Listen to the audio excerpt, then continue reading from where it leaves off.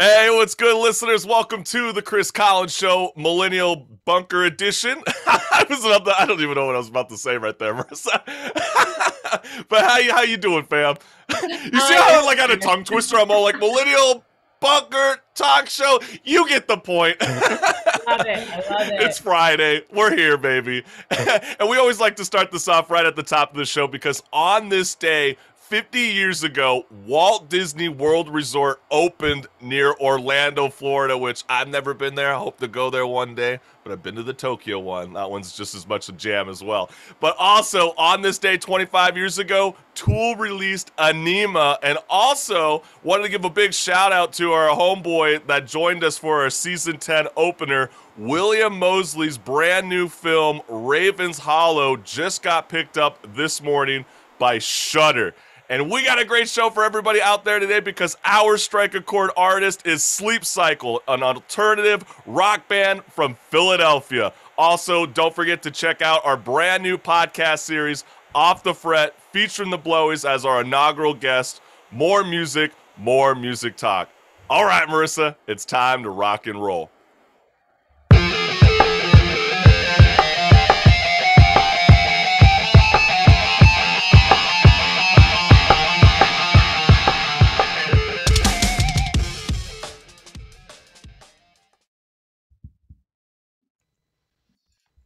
All right, this is hashtag TLDR, Too Long Don't Read. Marissa and I, we did all the reading for you, so you didn't have to do it. As NBA legends like Hall of Famer Kareem Abdul-Jabbar push for the league to mandate vaccines for players and staff, former NBA star Shaquille O'Neal says celebrities are going freaking crazy. In an article from Yahoo News titled, Shaquille O'Neal says celebrities are out of their minds and renounces his celebrity status by Matthew Miller. So the four-time NBA champion and one of the greatest basketball players of all time renounced his celebrity status in an interview with the New York Post saying, quote, "I don't want to be in that category. These people are out of their freaking mind with how they treat people, what they do, and what they say." And as more NBA athletes such as Kyrie Irving, Bradley Beal, and Jonathan Isaac, to name a few, speak out on Media Day addressing questions about their vaccine hesitancy, my first reaction is this. Why is the media asking players about the status of the vaccine mandates in the NBA when the media should be asking, where is Adam Silver? Why aren't you addressing the elephant in the room, which is clearly the problem with me, that NBA players are now the voice of reason? Like, really? It makes no damn sense. Because let me tell you this, if you don't already know, athletes in the city of New York and San Francisco will not be paid for home games missed this year, while unvaccinated players from away teams are able to compete in their state, but not the resident athletes? That makes no sense. And overall, it's sad that I must be the one to remind Adam Silver that it's your responsibility to ensure the health and safety of players and personnel from contracting COVID-19. Nerd alert. So human migration is getting a rewrite. In an article from NPR titled, "Ancient Footprints Suggest Humans Lived in the Americas Earlier Than Once Thought" by Scott Newman, Bennett and his colleagues, whose paper was published Thursday, determined that the tracks belong to numerous people, mostly children and teenagers. And what's more, the footprints spanned a significant time period, suggesting that humans frequented the area for at least a few thousand years. And I have this really cool little image to show. This is pretty insane. Yeah, so this actually shows on the very top, you can see it has the actual footprints. I don't know how you can tell if they're like miniature people or adults. I don't know. I mean, if that's a 1 foot ruler, I mean, that's that's like kids. People. You never know. That's true. But at the very bottom is actually what the New Mexico during the height of the glacial period would have looked like. So you have actually some pretty amazing animals on here. My phone turned off. Is that Bigfoot in the distance? No, but the animals that were with them were also mammoths, ground sloths, which I want, canines, felines, bovines, and camels. Woo, That's woo, pretty woo, cool. all living with our humanity. And I mean, look, it's, 23 years ago, a bunch of kids were playing at what is now You mean White 23,000 years ago, not yeah. 23 years ago. 23. I'm like, here I am. 23,000. Thank you. Thousands years ago. A bunch of kids who were playing at what is now the White Sands National Park in New Mexico. I mean, it sounds cool, but honestly, all I could think about is, where were the adults? It was right. Mostly teenagers and kids. I mean, Chris, who knew that Lord of the Flies was happening 21,000 years ago? Yeah, I mean, honestly, my first thought was, I know they used to say that humans maybe evolved like 16,000 years ago, or 15,000 years ago. It sounds like a 5,000-year-old mistake. But what I do find, it's a joke, fam, if everybody's listening.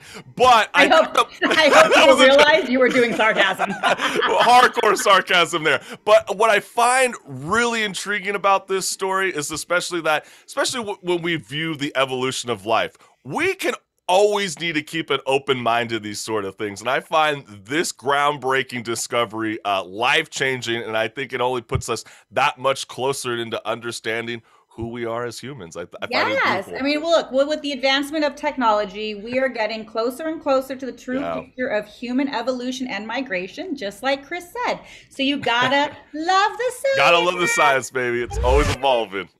Always evolving.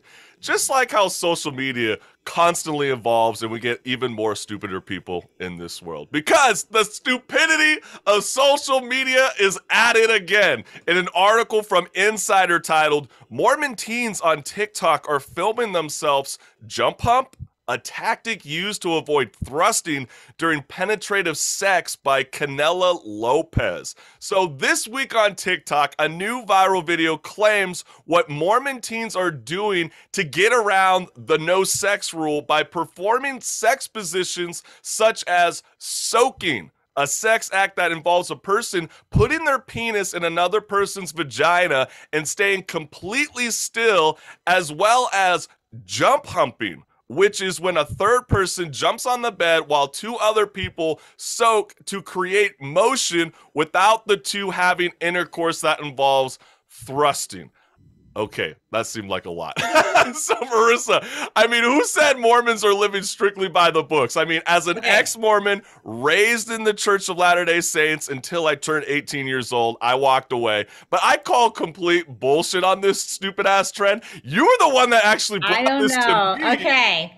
So I don't know. Okay, I'll let you speak first. It's only the tip of the penis that goes in, not the full penis. Otherwise, the hymen would break. But I don't know if they realize, like, they could still get prego. Like, you could literally be the next Virgin Mary. Because you could get pregnant and not break your hymen. You can if you do it that way. Well, Marissa, all it sounds like will be walking around and they're just Mormons. If this is like Mormons saying that this is not necessarily a sex act because they don't want to break their chastity code when they go to BYU college or sign up for the Mormon faith, yeah, I'll just do anal, I guess. But the funny thing is, it's like, I guess this is what R. Kelly should have used in his defense. Ooh. If this is not penetrative sex, then what is? I mean, this is the silliest shit I've ever heard. Yeah, and but he also did underage girls. I know he did. So I guess he needed underage girls to jump on the bed too, so he wasn't technically thrusting because I guess he was soaking. This is the craziest shit I've ever heard. And anybody that believes these hashtag ex-Mormons were actually Mormons, they're not. They're a bunch of phonies. And as one that was an ex-Mormon, this is complete bullshit. And if you believe this, you need to take a step outside. You're mental and deranged, and go kiss that vitamin D. Kiss the vitamin D. I love it. Go kiss the vitamin D, baby. All right, more left on the Chris Collins Show, Millennial Talk Show.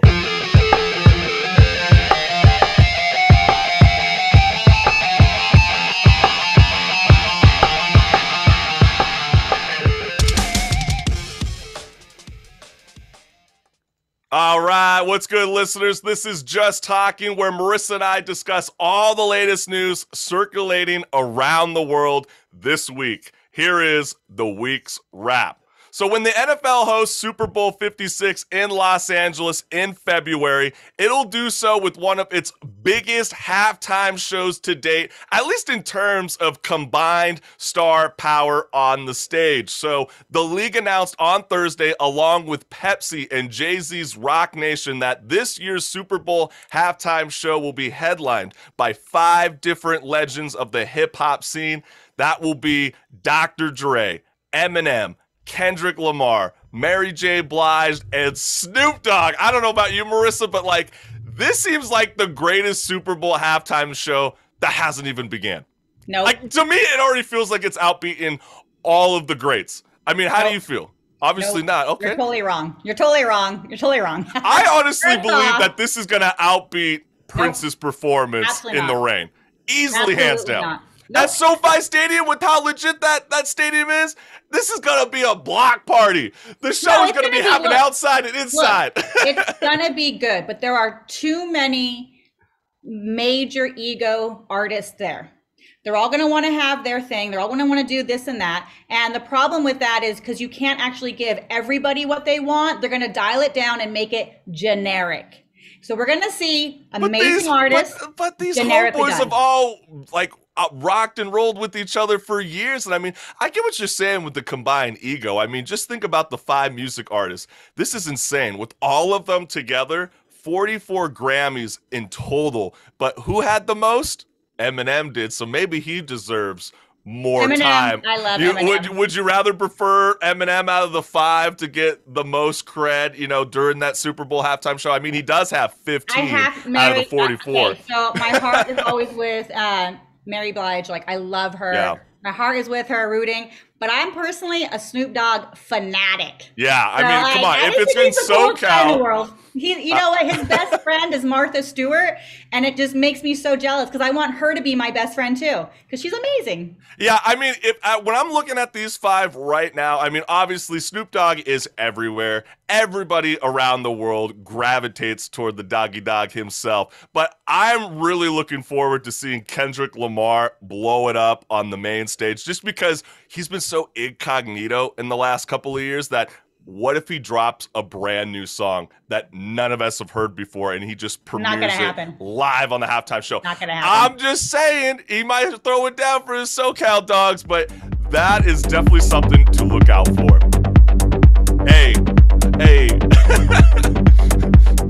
Well, in the fall of 1962, baby boomers were invited to meet the Jetsons, a space-dwelling, flying car-driving family from the future, and their dog, Astro. Now this week, Amazon wants you to meet a different Astro for a price of $1,000, which can do a wide variety of things you might want from a home robot. And just to let you guys know what this is all about, Amazon has released a commercial. We'll show you a snippet from that piece right now. Marissa, if you got the clip, let's show the CCS family what's good. Hi, Grandma. I miss you. I miss you too. Hey, you got the toy I sent. Yeah, I love it. Astro, follow me. Cool. All right, race ya. Come on. And Marissa, there was a reason why I chose that particular snippet from that whole commercial, because you'll need Astro in your life. Because Oh yeah. when I you want make it your on my Christmas. I want it already on my Christmas list. well, I want yeah, it. you might want it for your Christmas list, but when you make your travels to Mars, like, you're gonna be very lonely because no one's coming with you. So you might want to suggest.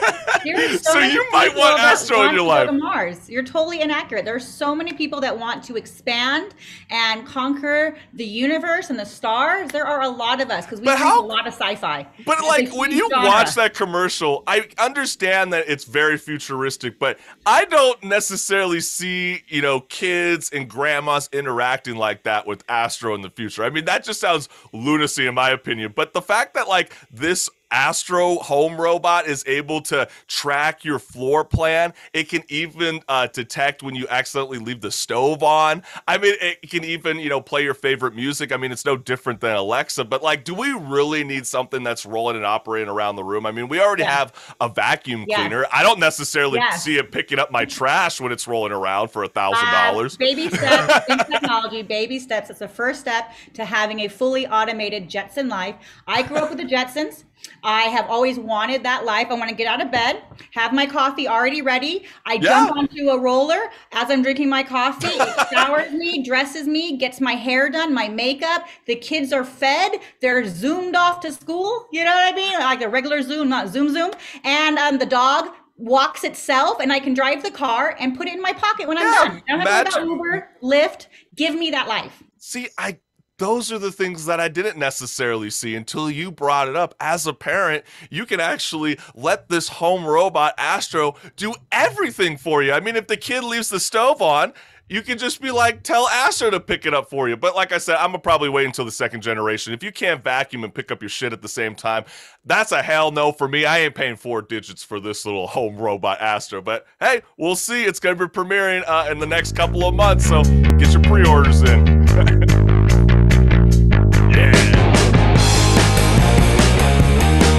All right.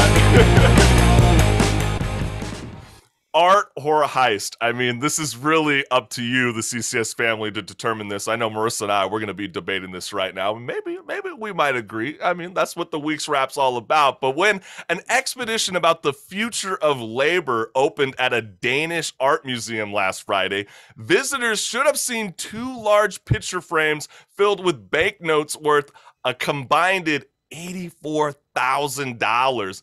And this is what the Danish Art Museum received. I know Marissa's getting ready to showcase it to you guys because artist Jens Hanning submitted 2 blank canvases and titled his piece, Take the Money and Run, that he calls a commentary on poor wages. And so I don't even know where to begin with this. It's just too funny not to highlight during this week's wrap. But Marissa, is this art or is this a straight up heist?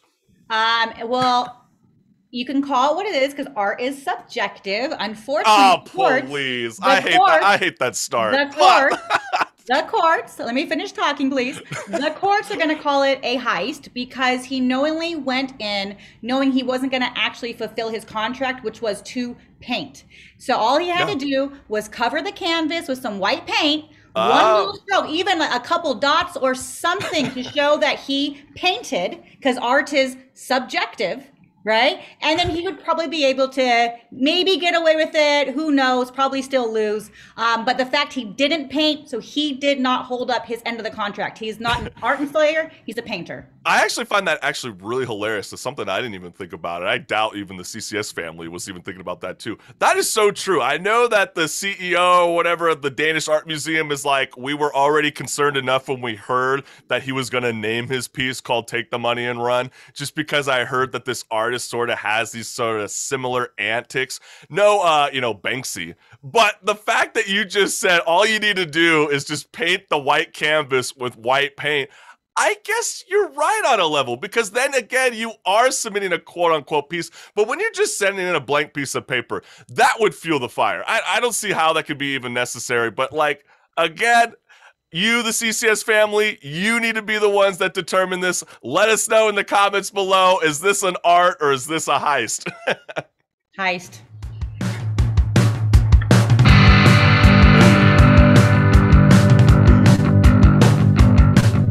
So this is pretty cool. I didn't even know this until this week, but while the Isle of Wight may be better suited for tourists these days, it was once called Dinosaur Island. I had no idea about this. I don't know if you do either, but let me intrigue you on this, because they just got brand new fossil discoveries on the island off the south coast of England, which has been led to be known as UK's dinosaur capital. So as you can see, here are some of the bones from a brand new dinosaur that researchers uncovered, which they say was previously unknown species of predatory dinosaurs called Spinosaurids.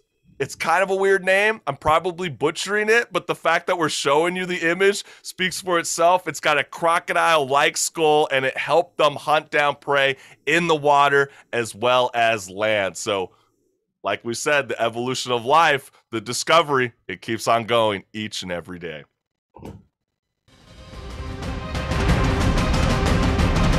But dare I might say, I sound like Stephen A. Smith. Dare I might say, movies are back. I am beyond stoked for this month because the month of October has a loaded number of movies coming to theaters, and I am excited to see every single one of them. And with that being said, we put together a list of October 2021 movies that you need to see this month. So check it out for yourself. I mean, there's so many good ones. We got the prequel to The Sopranos, James Bond. We got Last Night in Soho, Dune, The French Dispatch, Venom, which is out today, Halloween Kills, which is going to be on Peacock and in the theaters, Injustice, based off the video game, is actually getting an animation movie, and also Zack Snyder's prequel, Army of Thieves. So there's just so much to check out. And from a first glance, I would personally say that I'm most excited to see Daniel Craig's finale of 007 in No Time to Die. I mean, what about you, Marissa? I really, that sounds so cheesy just because I want to see like something fun on the big screen, and you just told me Venom was having bad response. It's getting 67% on Rotten Tomato as of this morning. I've been told. So funny. What I've been told, because I'm not going to leak it to you guys live on air. I want you guys to be able to enjoy the full experience of Venom. But let's just say there's a post-credit scene that's being leaked on Twitter right now. If you've seen it like me, you know that something juicy's coming in the Venom world. So if you're not necessarily happy about this second film, there is more to come. But when it comes to Daniel Craig and the 007, what I find super intriguing is I know during his whole livelihood when it came to the James Bond series, he never really wanted to make 007 very gadgety. He always thought that ruined the ambiance of the cinema experience, and he always wanted to separate himself from past 007 agents. But if you notice with these recent trailers, he's actually embracing it. I mean, we see the legit James Bond car with the little mini turret guns coming out of the headlights. It needs to be like that. And I think that's the best way. That's the best way to do a finale, right, Marissa? Yeah, that's another one I want to see. Especially with this last one, I would probably pay to do that. And then what was the name of the title of the one where it was a medieval sword chopping? Oh, The Last Duel. Yeah, that's with Adam Driver and Matt Damon, which should be interesting. They say it's based on a true story, but I hope they don't pull a Fargo and they just lie to you in the beginning so you feel like it's a true story, and then it's some stupid urban myth like that A24 film that sucked ass over the summer, The Green Knight, which was a complete bust. So hopefully all these movies line up, and I don't know about you, it's October, Halloween Kills. That's gonna be pretty freaking epic. That'll be a really we good got one. a giant lineup for everybody out there, so check out all of them. 2021 October movies for you. But yeah, there's a rumble in the jungle. It's going to be happening at Foxborough, Massachusetts. It's going to be insane because the most anticipated homecoming matchup of the year is coming this Sunday at 5:20 p.m. Pacific Standard Time as Tom Brady returns to New England with the Tampa Bay Buccaneers to face his former team and coach of nearly 20 years, Coach Bill Belichick. And I know that Tom Brady won an unprecedented 6 Super Bowl titles in 20 years with the Patriots before securing a 7th ring during his first year with the Buccaneers. That's legendary status. But coming off a loss from the Los Angeles Rams last week, there's a lot of pressure for Tom Brady to dominate during Sunday Night Football. And I saw this clip that was circulating yesterday. We forgot to upload it. It's all good. You can check it out after the show. But let's see your face, Marissa. I'm curious on what your thoughts are when it comes to Tom Brady. But during this press conference, Tom Brady has a scratchy throat. And he says, my sore throat is definitely way worse than my arm. So he says he's all ready to go physicality-wise. But when I saw that clip, Marissa, I kept thinking, Is he really sick, or is Coach Belichick kind of getting under his skin, and is he kind of to blame? Because I know when people get them nervous tensions kind of coming up and that anxiety starts to rise, your body does some freaky deaky things. Like, I mean, come on. I mean, sometimes we step in and we do radio shows. We get excited when we see certain guests. You know, the nerves come up. I don't necessarily get sick, but I mean, hey, I mean, Okay. you don't think Tom Brady's feeling the pressure? Not with Tom Brady. Tom Brady is somebody who is a professional in decades of pressure, how to go forward, and how to just be the mentality of someone who is a pro sports is insane and intense. And they train their whole lives to be able to handle that pressure and rise above it. He truly is probably sick. Hopefully he can bounce back. So do you think he's going to have the bounce back, just like how LeBron James went to the Miami Heat and then played his old team of 7 years, the Cleveland Cavaliers? Or let's say Ronaldo, remember he had to come back to Manchester United and they all got it done. But what if Tom Brady doesn't do it? I know his first time in LA. I give him another 2 years. Another 2 years for New England that potentially beat Tom Brady. No, he's an amazing athlete. Like his regimen, what he does, I mean, it is nonstop with him. Like he's what the epitome of a true athlete is. You know, I especially he can get another 2 years. But let's just throw out a hypothetical. What happens if Mac Jones, the quarterback of the New England Patriots, just comes in and just completely dominates at home while Tom Brady's having his homecoming parade at Foxborough? I mean, what will happen to Tom Brady's narrative moving forward? I mean, Aaron Rodgers was being thrashed up all throughout the summertime because obviously he didn't care about football. But what happens if he loses in LA, the first time playing there in 20 years, and then comes to Foxborough and can't make it happen? Are they going to be legit Super Bowl contenders?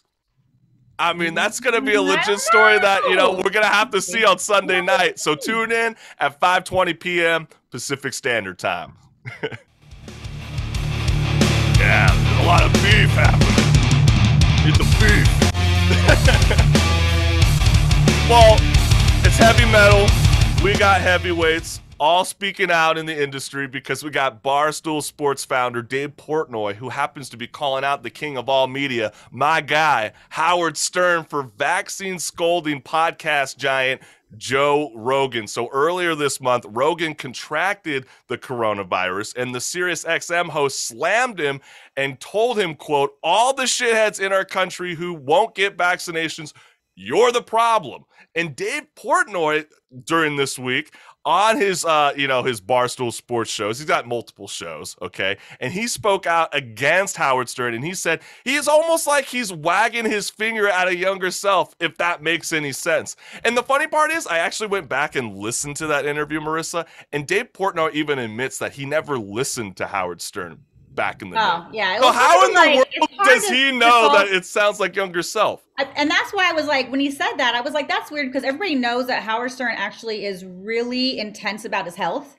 Right, he's a germophobic. He's like a Howie Mandel. He's kind of germophobic, so I'm pretty sure he got the vaccine. And it's, if he didn't, and I think he's always been a proponent, even though he might talk about buttholes and just gross stuff on his show.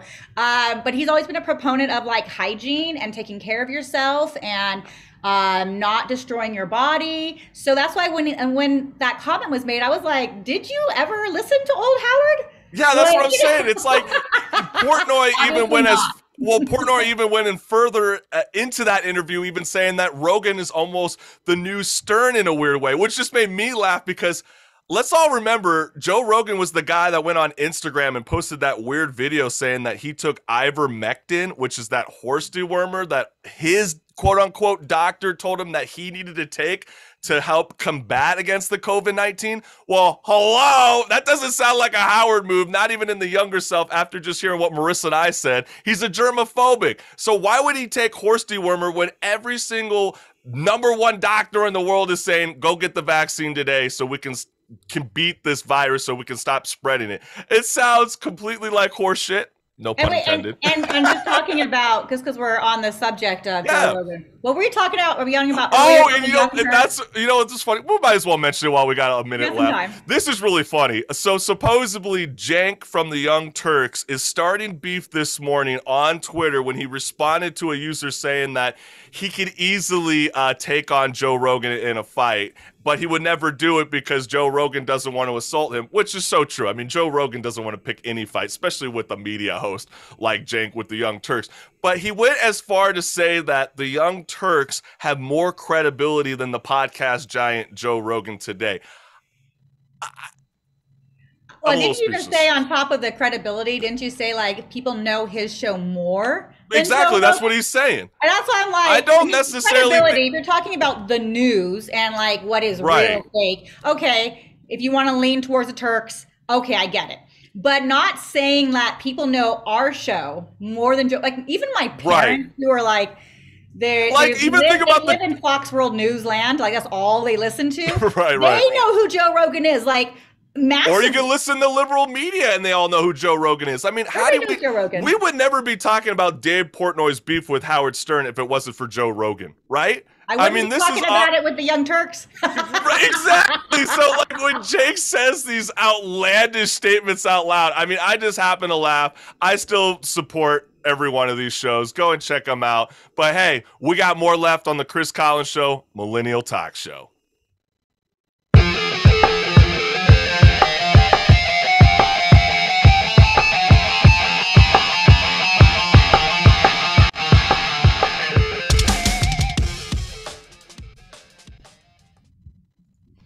Hey, what's good, listeners? This is Strike a Chord, and we got Philadelphia alt rockers Sleep Cycles live on the Chris Collins Show, Millennial Talk Show. Also, check out our brand new podcast series, Off the Fret, featuring the Blowies as our inaugural guest. More music talk, and we are beyond stoked to have Chris Newhart with us. He is the lead singer and the guitarist of Sleep Cycles. So how's it going, fam?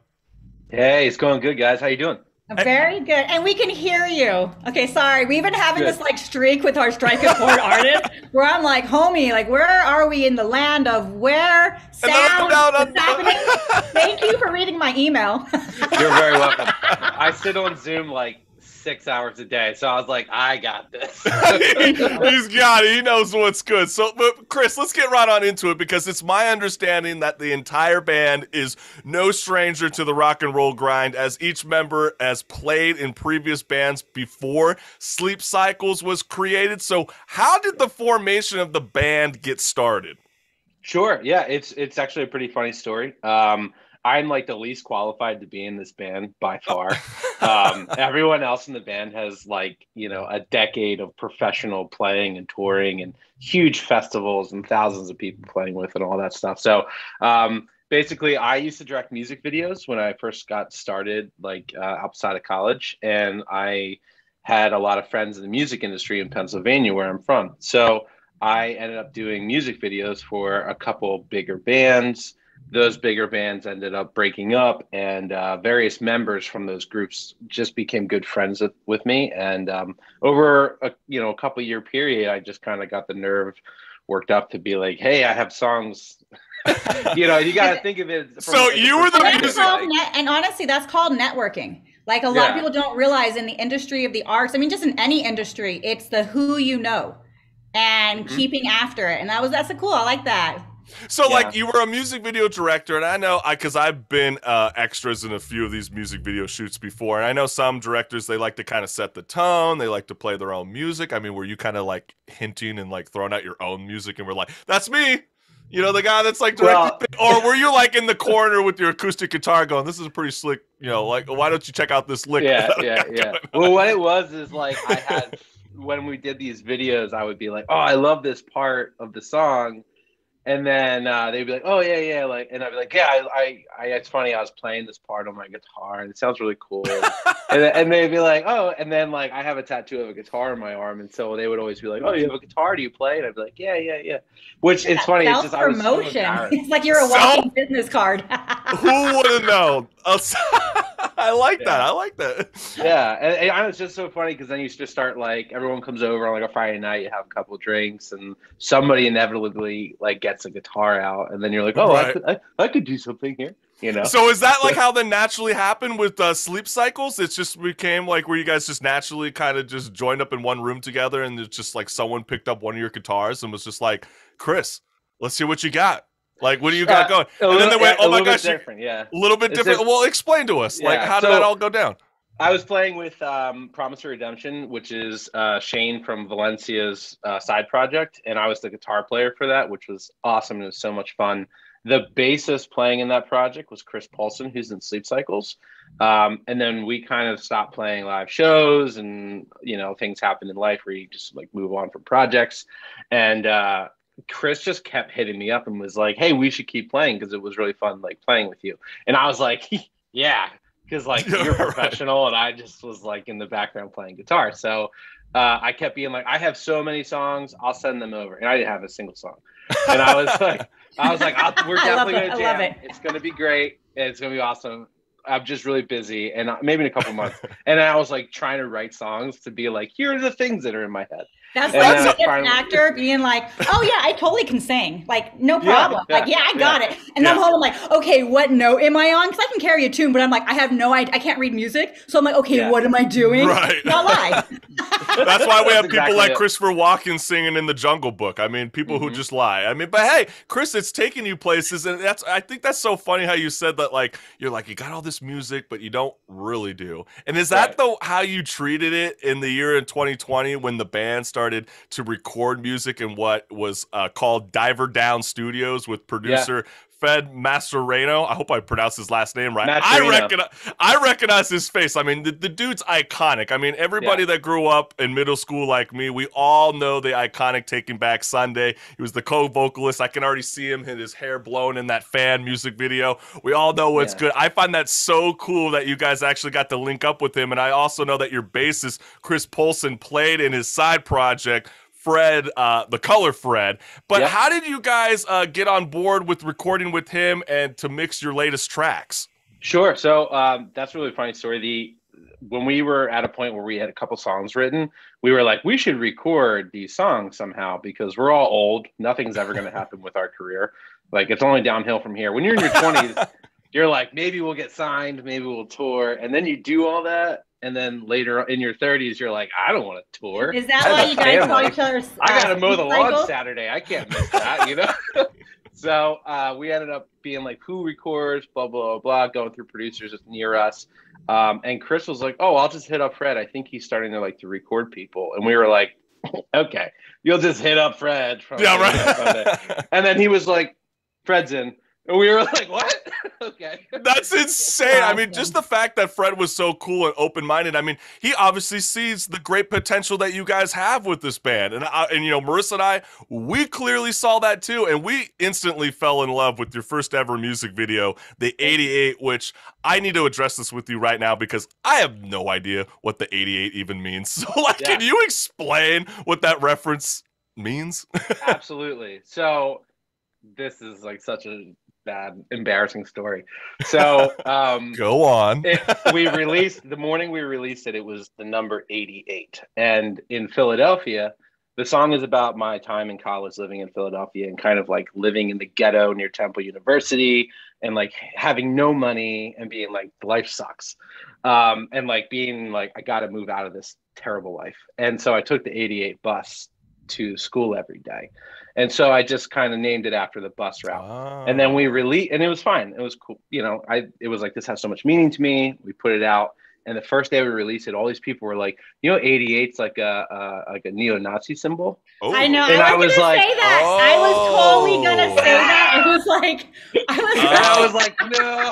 Well, I'm so glad that we give you the opportunity to address yourself. It's like- I really had no it's idea like about any of lightning that. bolts. No, it's the lightning bolts. Like Oh. my ex he did some Yeah. like tribal. What? You have and he exes would with have- that? No, Julia's got lightning bolt style, and so they think he's a neo-Nazi because of lightning bolt. And all it was some like crazy geometric just happened to line up. He's like, I'm not racist. I just take the 88 bus. Now that makes even more sense because, Chris, you sing in the following in the chorus, we're never leaving if we don't get out. You'd rather live and die inside this town to get halfway home to a shit down home in the city. So now it all makes sense even more and more. I find that so cool. And even we could easily tell your music video directing experience because you directed this first ever music video for Sleep Cycles. There's not too many band members who multitask at the same time. And let's let the CCS family know what's good, Marissa. This is Sleep Cycles music video, the 88, live on the Chris Collins Show, Millennial Talk Show.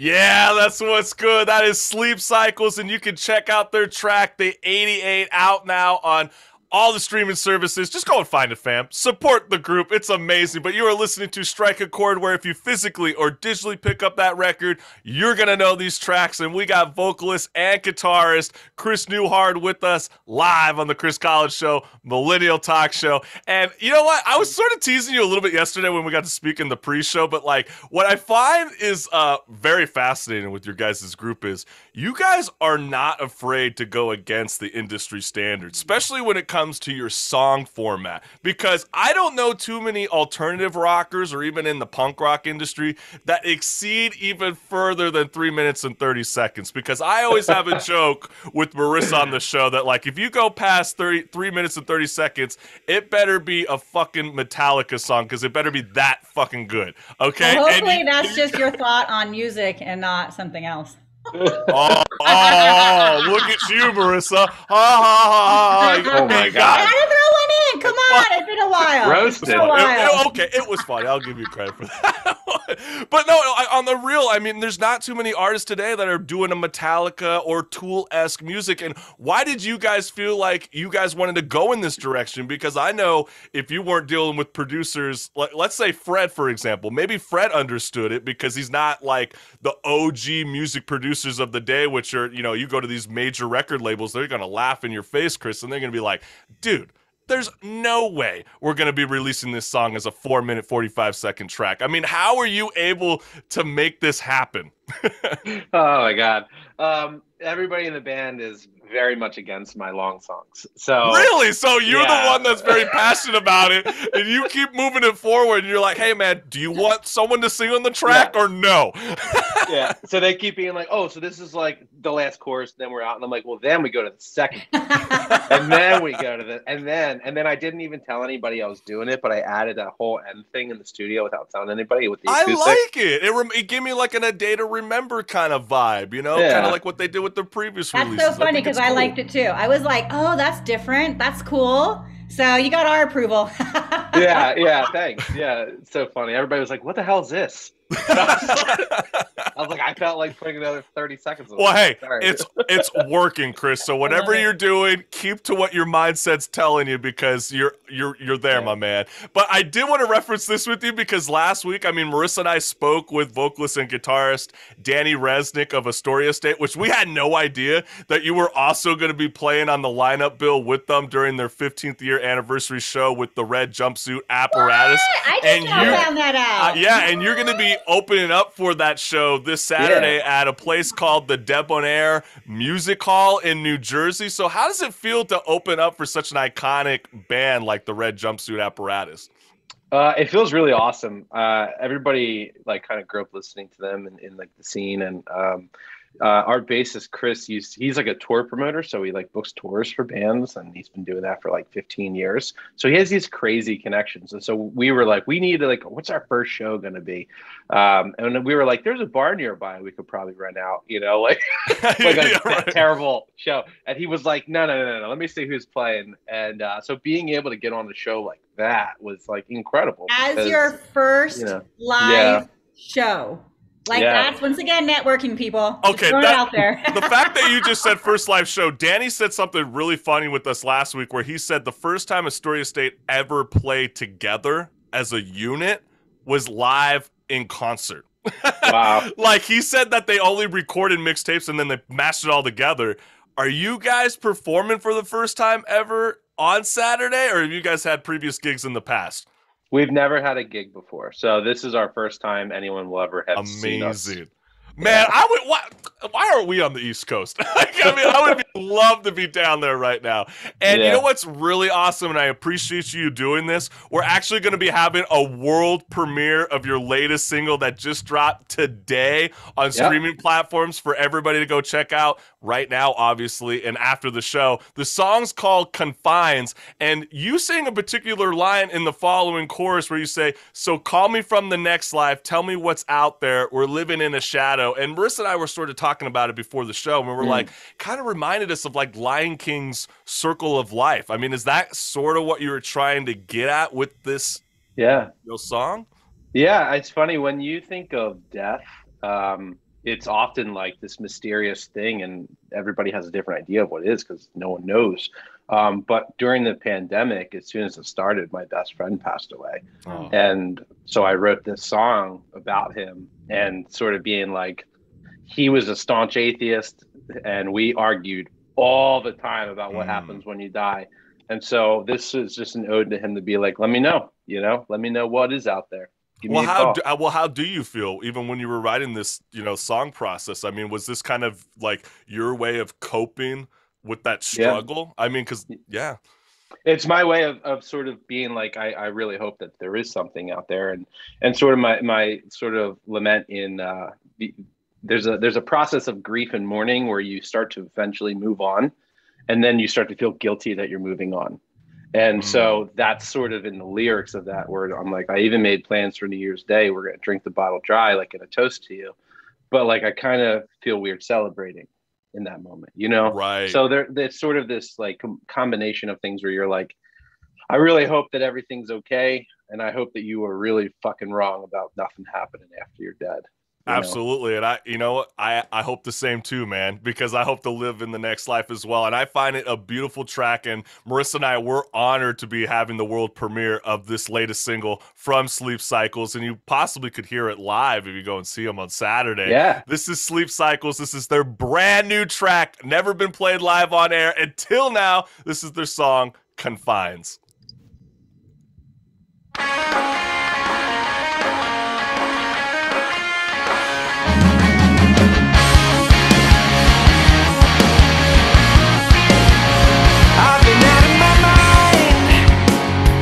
Wandering all the goddamn time. Even moved to a new street to give my eyes something to seek. I've been looking for ways for the last 300 fucking days to find you in the lights, but you just seem so far. So call me from the next life, tell me what's out there.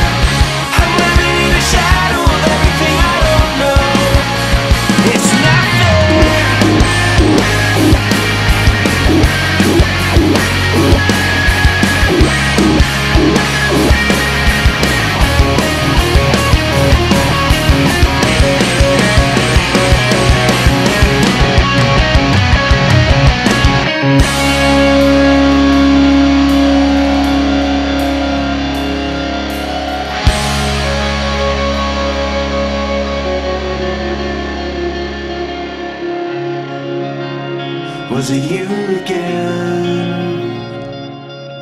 Floating through a windstorm, looking through the night.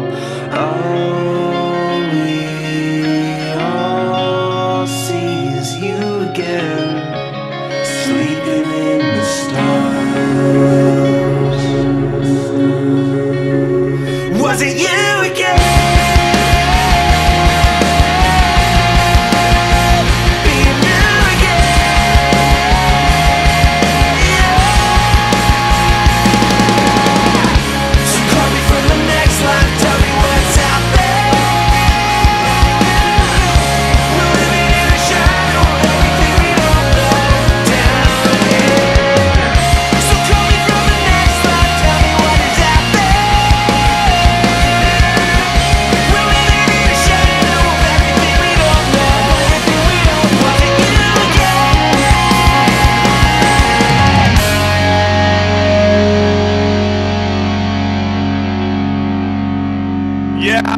what's good. That is the world premiere of Sleep Cycle's latest single, out now on streaming platforms. That song is called Confines, and we're honored to be able to showcase that, Chris. I mean, it's an amazing track. You guys, every single song you guys release, it gets that much better. Not like we don't like the 88. We love it. But, I mean, it's just the music quality gets better and better each time, and we're beyond stoked. And let the CCS family know what's good, Chris. Where can they follow you on social media and get that tickets to the show this Saturday?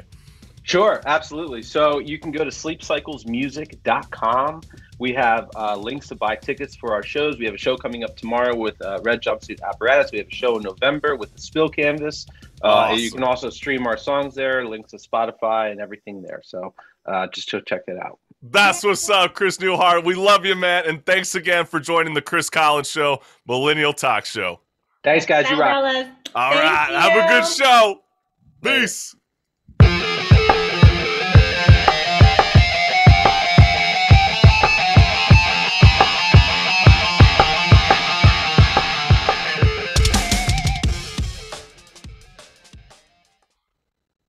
All right, CCS family, this is what's good because there's just so much negativity when you tune on to channels 2 through 11. So Marissa and I, we like to bring you the what's good news. So we wanted to switch it up for this week because Tom the Commie, he's our contributor. He's an amazing blogger. He's our editor at large for the Chris Collins Show.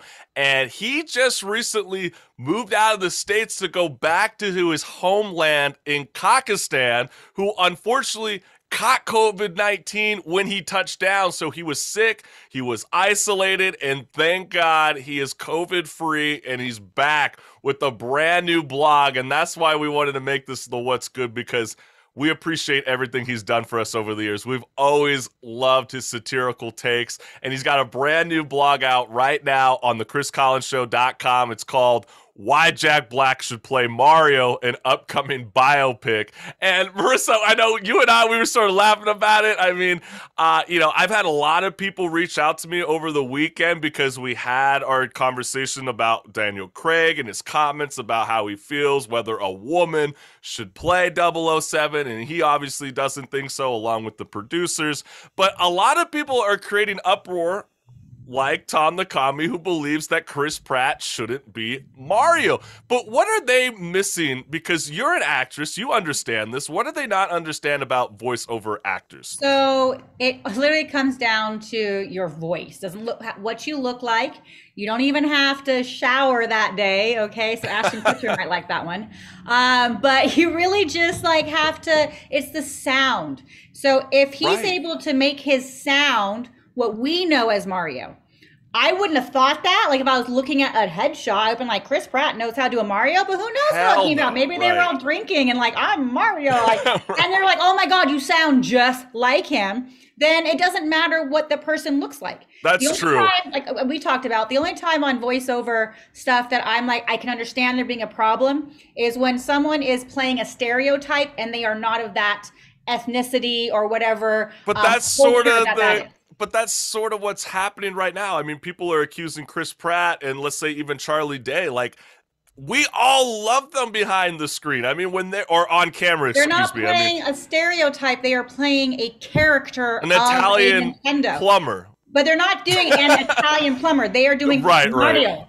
No, Mario. right. We know what Mario sounds like. They're not doing Italian plumber. Hey, well, I'm just playing devil's advocate. That. Well, I'm just playing devil's advocate because I know a lot of people reached out to me and they said, like, aren't you upset about this? And it's like, no, because we've had one of the greatest voiceover actresses of all time, Erica Harlacher, join us on the show. And I even pressed her a little bit saying, like, are you a little bit concerned that you as a female voiceover actress, should you be concerned playing a male role? And she quickly shut me down and she let me know and reminded me again, we've never had a problem when Ash Ketchum, Timmy Turner, Jimmy Neutron, just to name a few, were our childhood heroes growing up. Art Simpson's when they, a female. Right.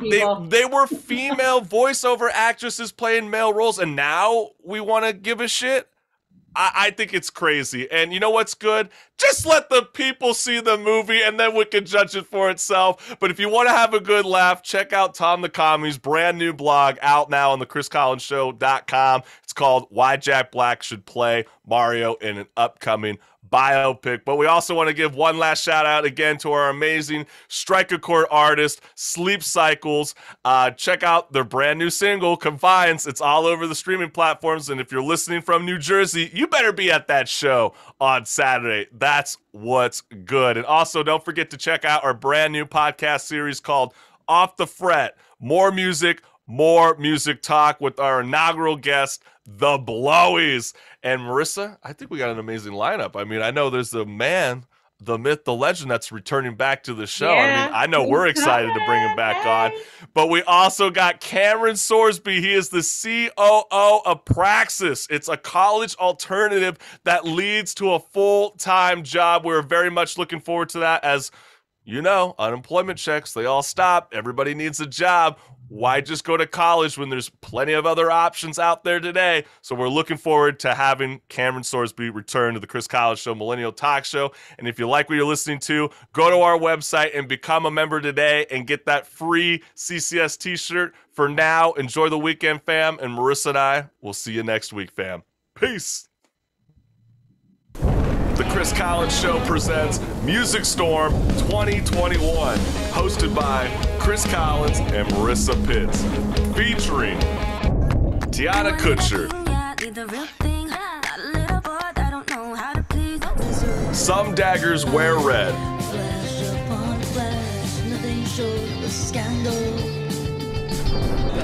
Desmond Walker,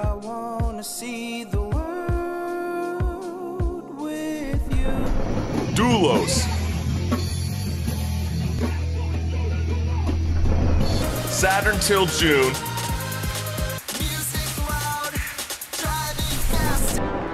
YT Will, it feels good to be the bad guy. Walk these shoes, you'll see why. Look at things from both sides, ain't nothing like the EC Main, one thug, Lord, show a little mercy on one thug. The Phoenix Within,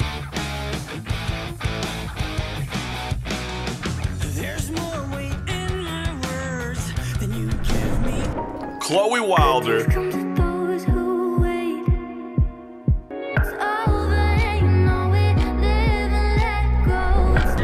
Jonas and I,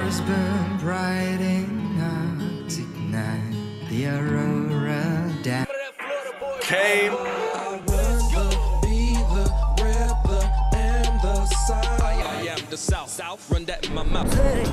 and Animal Sun. So tell me how do you see reasons to carry on? Music Storm 2021, available on YouTube Live. Peace.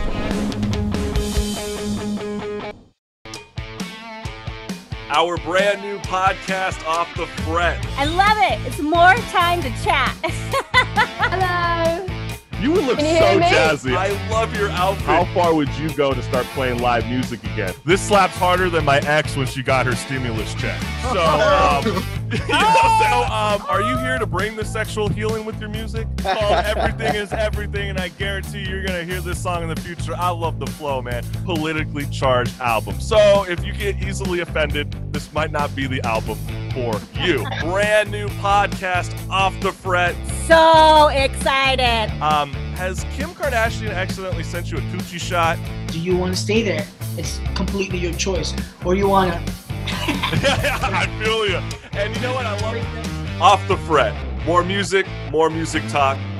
Peace.